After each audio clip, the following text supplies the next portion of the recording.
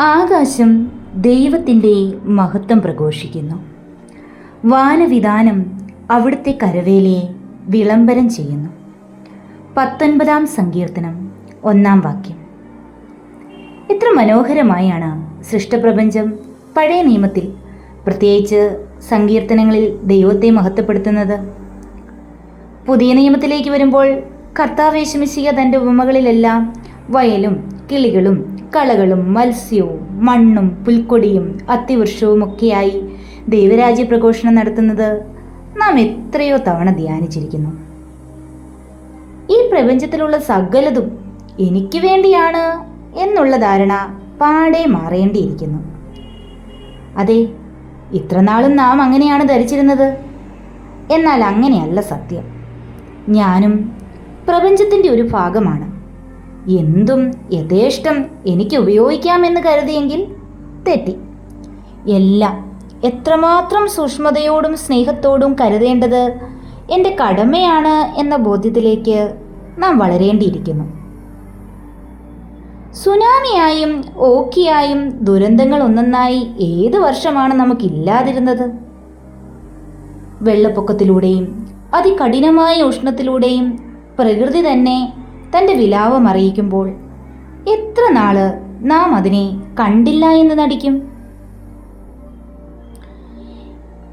ഏകദേശം കണക്കനുസരിച്ച് വികസിത രാജ്യങ്ങൾ 25 ടൺ കാർബൺ ഓരോ ദിവസവും പുറപ്പെടുവിക്കുമ്പോൾ അവികസിത രാജ്യങ്ങൾ വെറും 2 ടൺ കാർബൺ ആണ് പുറത്തുവിടുന്നത്. ജീവിതത്തിൽ ആദ്യമായി അവികസിത രാജ്യത്തോട് ബഹുമാനവും സ്നേഹവും ഒപ്പം പ്രകൃതിയെ കൂടുതൽ മലിനമാകാതിരിക്കാൻ അതിന് വികസിക്കേണ്ട എന്ന പ്രാർത്ഥനയും എനിക്ക് മാത്രമാണോ തോന്നിയത്? ഈ സൃഷ്ടപ്രപഞ്ചത്തെ ദൈവം സൃഷ്ടിച്ചപ്പോൾ എത്രമാത്രം വെള്ളമായിരുന്നു അവിടുന്ന് നമുക്ക് നൽകിയത്? അത്രയും വെള്ളമേ ഇപ്പോഴും ഭൂമിയിൽ ഉള്ളൂ എന്ന വസ്തുത നമ്മിൽ എത്ര പേർക്കറിയാം? വെള്ളം പുതുതായി രൂപപ്പെടുന്നില്ല. 97% വെള്ളത്തിൽ 3% മാത്രമാണ് ഉപയോഗപ്രദമായിട്ടുള്ളത്.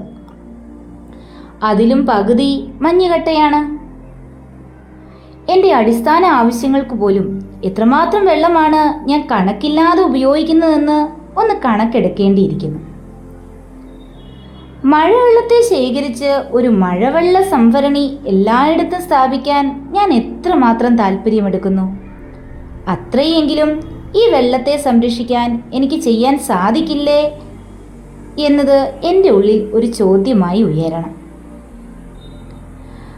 കമ്പോളങ്ങളിൽ കാണുന്ന എല്ലാ കാര്യവും ഏറ്റവും ആകർഷകരമായി തോന്നത്തക്ക വിധത്തിൽ അത്രയേറെ കൗതുകമുള്ളതാണ്.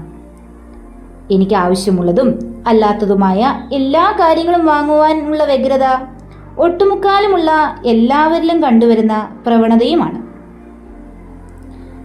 ആവശ്യമെന്ന് തോന്നി വാങ്ങിയിട്ട് പിന്നീട് വേണ്ടാത്തപ്പോൾ വലിച്ചെറിയുന്ന സംസ്കാരം.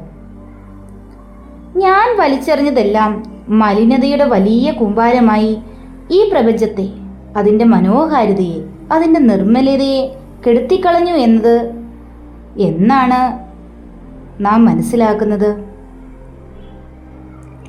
പ്ലാസ്റ്റിക് വേണ്ട എന്ന് പലപ്പോഴും പല ആവർത്തി കേട്ടതും പറഞ്ഞതുമായ കാര്യമായിട്ടും ഇപ്പോഴും പ്ലാസ്റ്റിക്കിൻ്റെ എന്തെല്ലാം കാര്യങ്ങളാണ് നമുക്കുള്ളത്.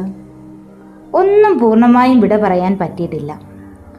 ഓരോ ദിവസവും എത്രമാത്രം എനർജിയാണ് നാം ഉപയോഗിച്ച് തീർക്കുന്നത്?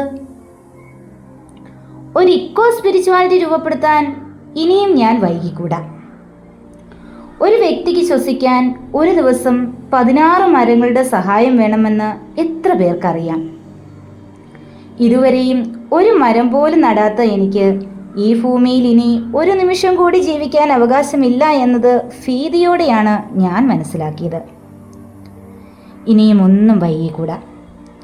ഈ ശതാബ്ദിയിൽ എൻ്റെ ബദനി പ്രകൃതിയോട് നീതി പുലർത്തും. പുതിയ മരങ്ങൾ വെച്ചുപിടിപ്പിക്കും. മഴവെള്ള സംഭരണി ഞങ്ങളുടെ കോൺവെൻറ്റുകളിൽ സ്ഥാപിക്കും. ആവശ്യമില്ലാതെ ഒരു ഫാൻ പോലും കറങ്ങുന്നില്ല എന്ന് ഉറപ്പുവരുത്തും. ഒരു തുള്ളി വെള്ളം പോലും ഒരു പൈപ്പിൽ നിന്നും ഇറ്റു വീഴുന്നില്ല എന്ന് ശ്രദ്ധിക്കും. മരങ്ങളും പൂക്കളും പഴങ്ങളും പച്ചക്കറികളും കിളികളും ഒക്കെ നിറഞ്ഞ മനോഹരമായ ഒരു ബദനി സ്വന്തമാക്കാൻ ഞങ്ങൾ തയ്യാറായി കഴിഞ്ഞു. ഇപ്പോൾ സ്വർഗം ചിരിക്കുന്നത് ഞാൻ മാത്രമാണോ കണ്ടത്? ഈ പ്രപഞ്ചത്തെ നോക്കി അതിൽ നിന്ന് ധ്യാനിക്കാനും പഠിക്കാനും ദൈവം ഇനിയും നമ്മെ സഹായിക്കട്ടെ.